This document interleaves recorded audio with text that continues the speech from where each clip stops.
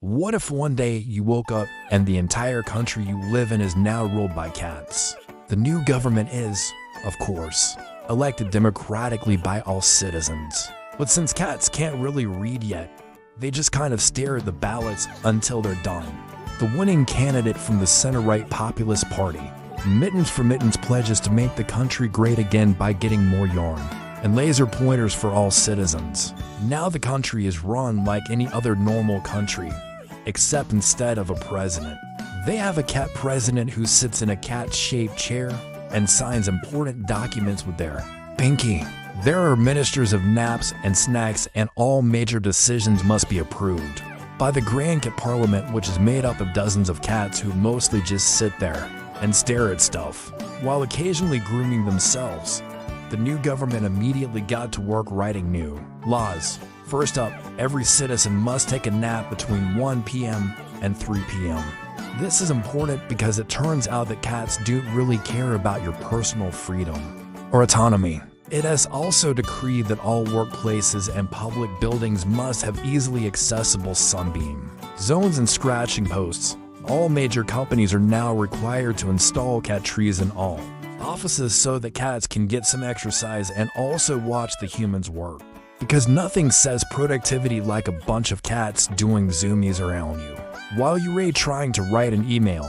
Foreign policy is largely unchanged, except now all treaties are based around the guaranteed supply of tuna. Any nation that doesn't have any tuna to give will simply be ignored and not spoken to ever again.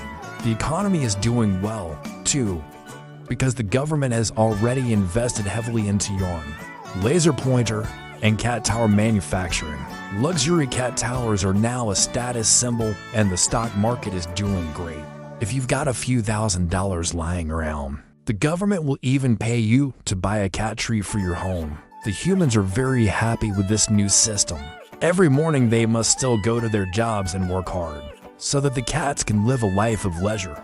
But now their breaks are filled with mandatory petting sessions. Also, the government has declared Saturday an official holiday, or as they call it, Caturday.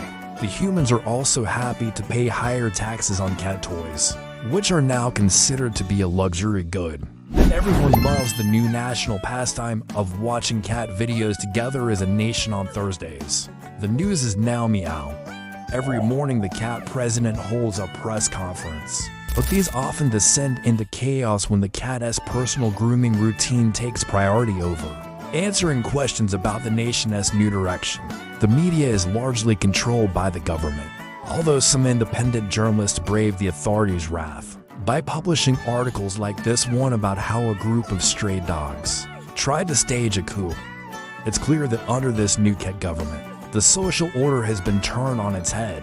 Previously a symbol of wealth and power, being fluffy is now the ultimate sign of power, and all cats are ranked in society based on their fluffiness. Also, the old capitalist system of 9 lives is being replaced by the new government's universal 9 lives healthcare plans, which are extremely expensive but also really, really good.